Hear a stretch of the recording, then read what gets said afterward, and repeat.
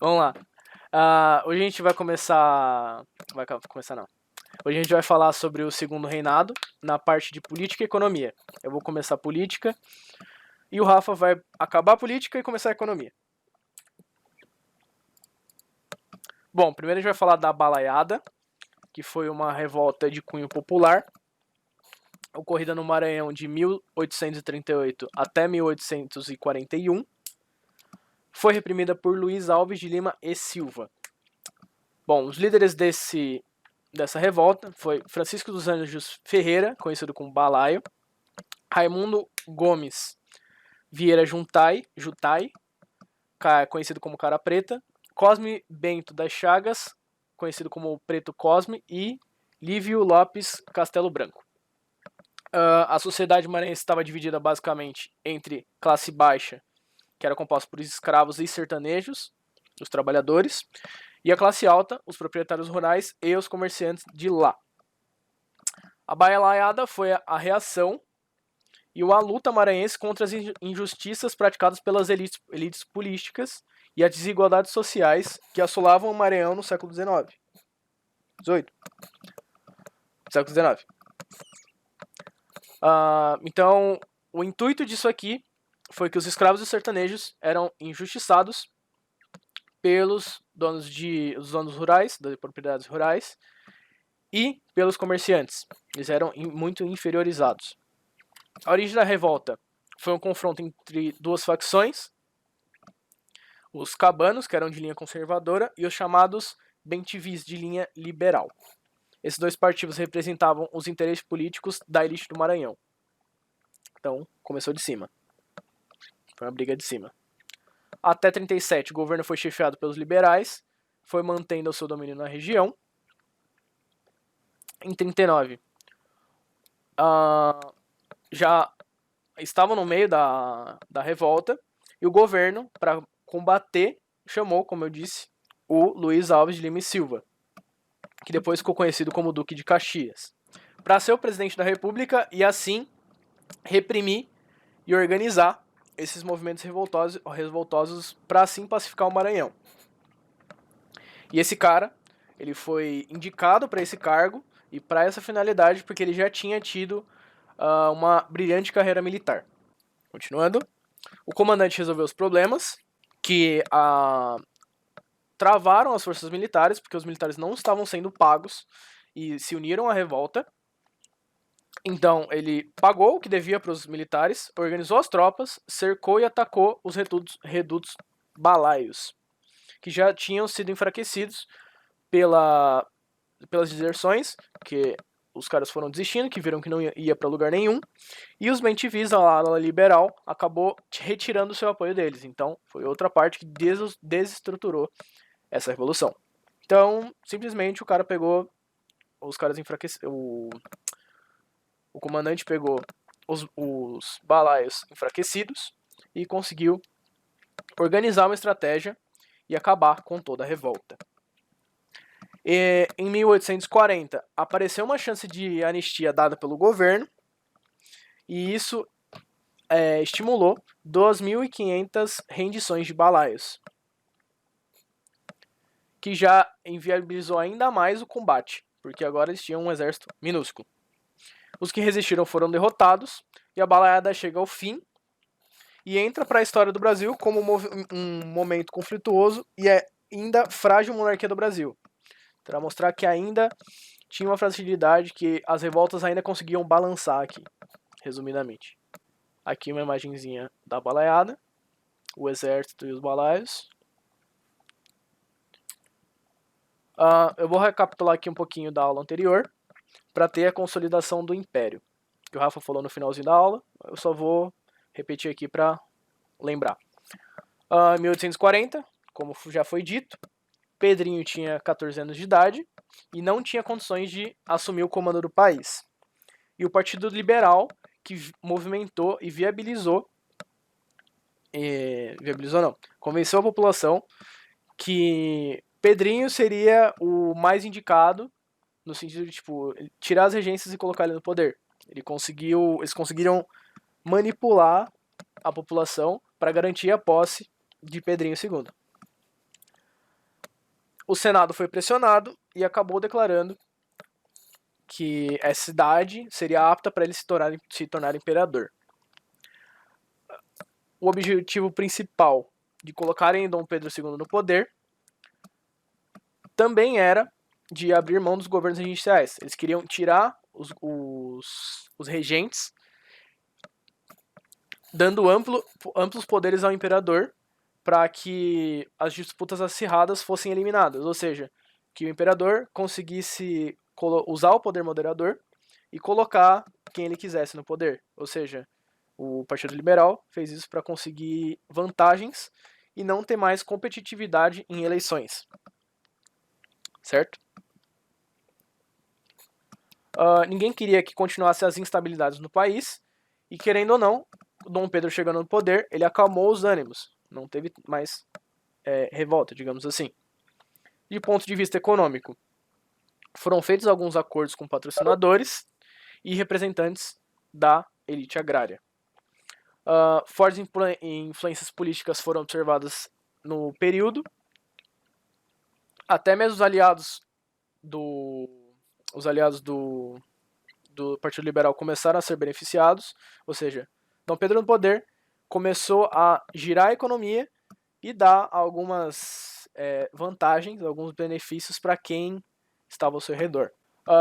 Dom Pedro começou a dar vários favores e com isso o pessoal ficou devendo para ele muitas coisas, e essas trocas políticas eram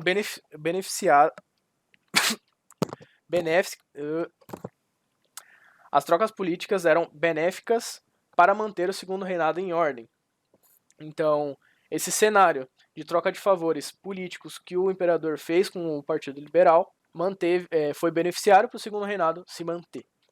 Bom, bipartidarismo elitista.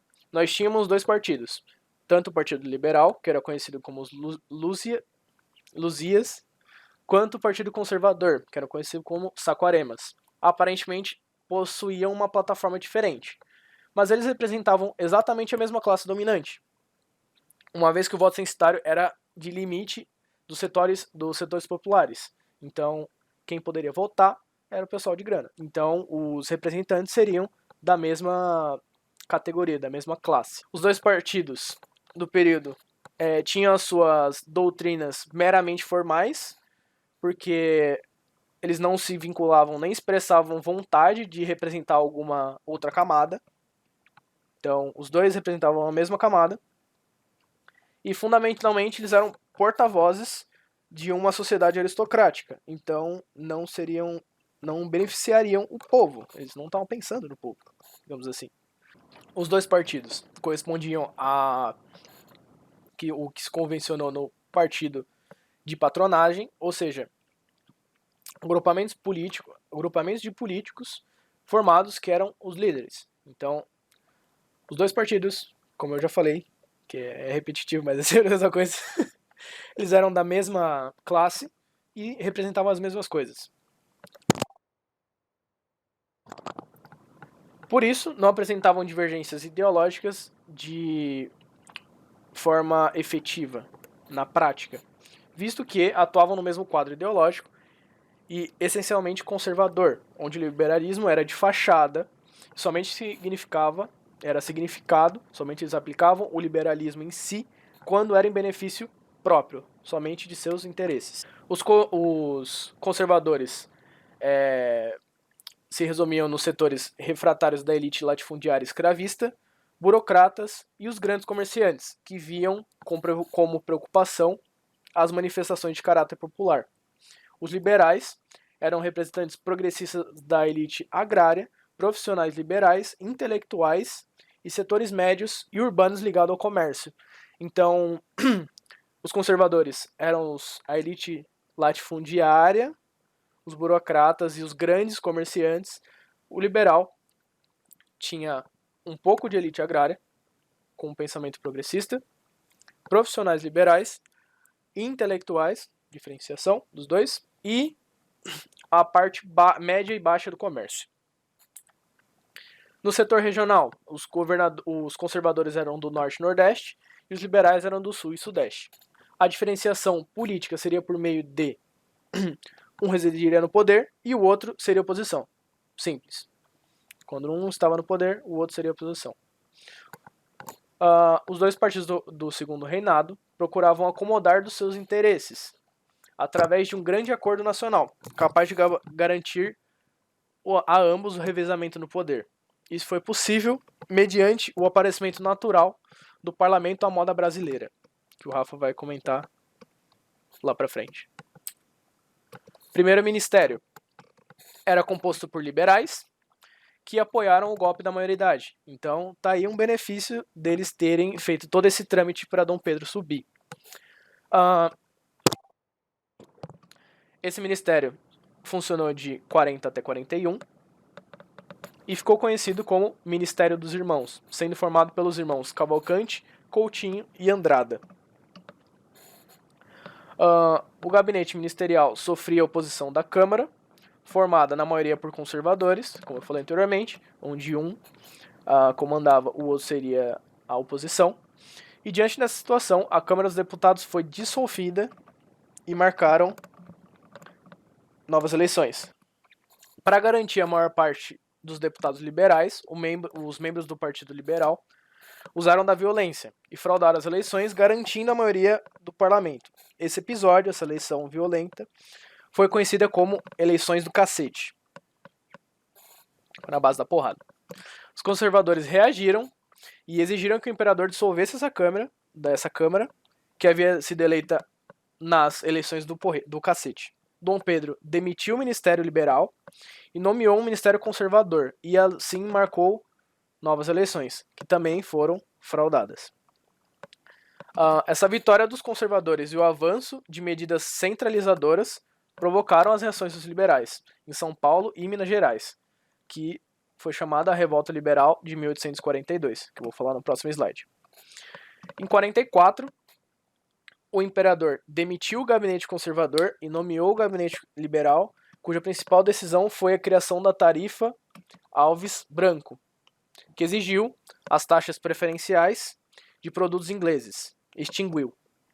Então, lembra que para o Brasil ser reconhecido, ele teve que estender as taxas alfandegárias para a Inglaterra? Não teria mais.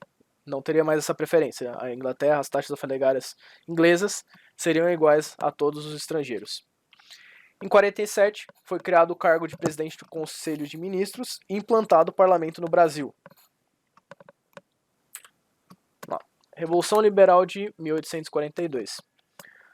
Foram movimentos sediosos e emancipacionistas que agiram no Império do Brasil, promovidos e organizados pelo Partido Liberal, que contestava a eleição do Partido Conservador no poder. A queda do gabinete liberal e a ascensão do conservador são os principais fatores que provocaram essa rebelião, em São Paulo e em Minas. Foram os dois estados que se rebelaram contra. A revolta dos liberais pretendia abalar a posição dos conservadores, que agora seriam no poder, quando os liberais se viram afastados do comando político, ou seja, eles queriam fazer bagunça para derrubar os caras. Mostrar que eles no poder não iriam conseguir segurar a bronca, digamos assim. Não ia deixar o país estável. Em São Paulo, em Sorocaba mais em foco, o líder foi Pedro Diogo Antônio Feijó e Rafael Tobias de Aguiar. Em Minas Gerais, em Barbacena, foi Teófilo Otoni José Feliciano Pinto Coelho da Cunha, que era o barão de Cocais. Para combater os rebeldes, o governo imperial nomeou Luiz Alves de Lima e Silva, o então barão de Caxias, que conseguiu parar a balaiada, e esse cara, de novo, reprimiu a revolta. E mais tarde, em 44, como eu falei, foi nomeado outro ministério liberal, e os líderes dessa revolução, da Revolução Liberal de 42, foram anistiados. É isso.